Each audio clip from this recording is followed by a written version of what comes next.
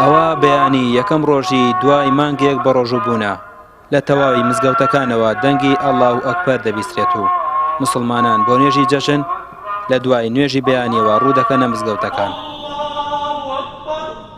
نوێژی جەژن دەکرێت و دواتر مامۆستای مزگەوتەکە وتارێک پێشکەش دەکات کە زۆرجار باس لە گەردەن ئازادی و بەسەرکردنەوەی خزم و دۆستان و ئادابەکانی جەژن دەبێت. لە ڕاستیدا ئەم جەژنە جەژنی گەردن ئازادی و بە خۆداچوونەوەیە. جەژن مانای زۆر جوانیتیایە. یەکێک لە مانە جوانەکانی جەژن بریتیە لە سەردانیکردن و زیندووکردنەوەی سیلەی ڕەحم و علاقات زیندووکردنەوە لەگەڵ ئەو کەسانەی کە عاجز بووی و ئەو کەسانیش کە بەردەوام پەیوەندیت هەبووە لەگەڵیاندا. بۆیە گرنگە مسلمانان لەم ڕۆژەدا ئیهتیمامێکی زۆر بەوە بدەن کە سەردانی یەکتری بکەن، شەیطان لە دڵیانە دەربکەن، ئەو حەز و ئارەزوو خراپانەی کە هەیە لە ناوناخی ئینساندا وەلای بنێ لەگەڵ هەر کەسێکە عاجز بوو بێ ئەوە بە دەرەجەی ئەولا ئەم دەست پێشخەری بکە خێرەکە زیاتر بۆ ئەم ئەنووسرێ لە پێشەوانێ سەردانی بکات و بچێتە لای و جەژنە مبارەکە و جەژنە پیرۆزەی لێ بکە و گەردنی خۆشی پێ ئازاد.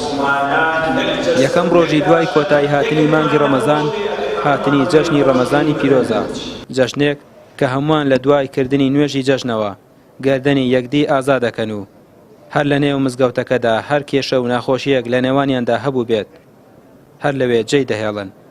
جەژنی ڕەمەزان جەژنی ڕۆژوەوانان و مسلمانانە کە دوای مانگێک لە بۆ ڕۆژوبوون و تەڕاویح و شەو نوێژ دەیکەن بە خۆشی و جەژن. ئینسانی مسلمان لەو ڕۆژە خۆشی دەرببڕێت، سەردانی خزم و کەسوکاری خۆی کات، نەیگێڕێ بە تەعزیە، سەردانی قەبرستان نەکات، ناشەرعیتیان نەکات بەوەی کە پۆشاکێک بە تایبەتی ڕۆکەمە خوشکانم ئافرەتان پۆشاکێکی وا لەبەرکەن کە لە پاش مانگێ زاڵون بەسەر نەفسی خۆیانە ئەمڕۆ یەکەم ڕۆژ بێت شەیطان تووشی تاوانیان کات پۆشاکێک لەبەرکەن سەرنج ڕاکێشێ بێت تەنک بێت ناشەرعی بێت قژ دەرخەن باڵ دەرخەن خۆیان لەوە بپارێزن. ئەم ڕۆژانە ڕۆژی ئاشتەواییە، ڕۆژی گەردن ئازاییکردنە، ڕۆژی پەڕە هەڵدانەوەیە، ڕۆژی ئەوەیە کە هەموو کەس لەگەڵ یەکترا ئاش بێتەوە نێشکوم بەڕاستی ئێمە ئەمڕۆ میلەتی کورد پێویستی بە ئاشتەواییەکی گرنگ هەیە.